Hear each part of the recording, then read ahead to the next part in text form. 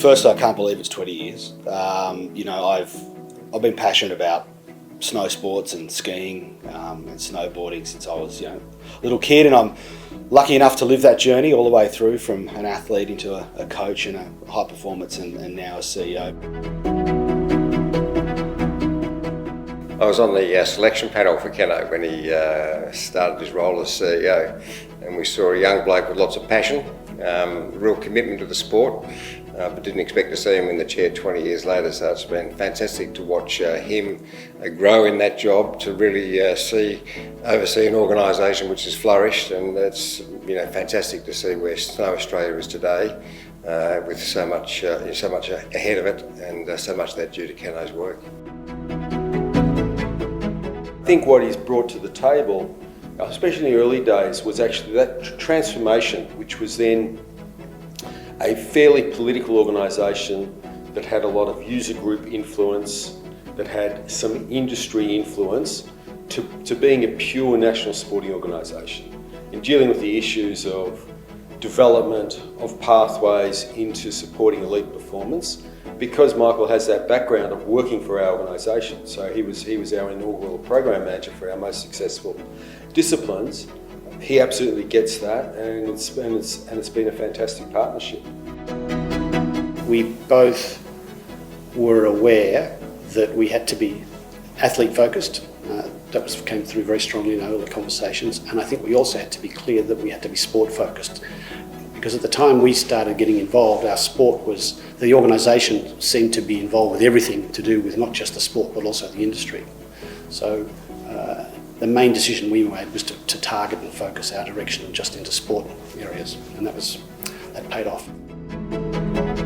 I suppose when I came into the role, the organisation was a very different place. We had 2 staff, very little turnover, a bit of debt to deal with. So really, we didn't have a lot going for us at the time. What we did have was a core group of great pioneering athletes. And I think, for me, like an athlete-first approach, really trying to make sure that we, as a sport, we're successful internationally, has really been the key driver the whole way. I think without successful athletes as a sport in Australia, within our sports system, you become irrelevant pretty quickly. But I think having amazing athletes over that whole time has really kind of been the thing that's been the forefront of this journey. And so as the athletes have achieved, and as we've had ongoing success, we've been able to really build other things off it, build our participation, build our relevance, build our presence within the sports system.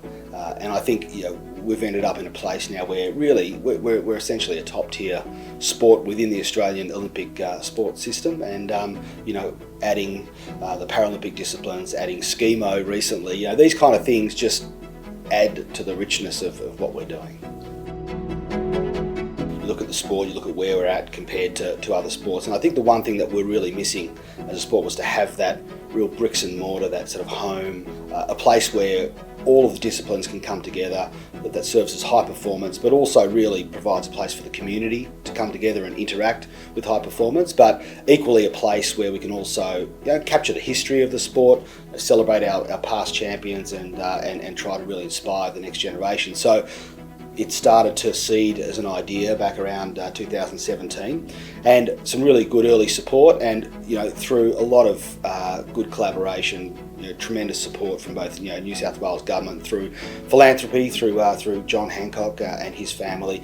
We're able to be in the process to deliver this world-class facility, and I think when it's done and it's finished and we sit back and we look at it, and I think for the next 20, 30, 40 years that will be a place that really captures the essence of what snow sports is all about. And I think it's been a really important part of, I suppose, my own legacy and my own drive to really make sure that we can deliver this amazing facility.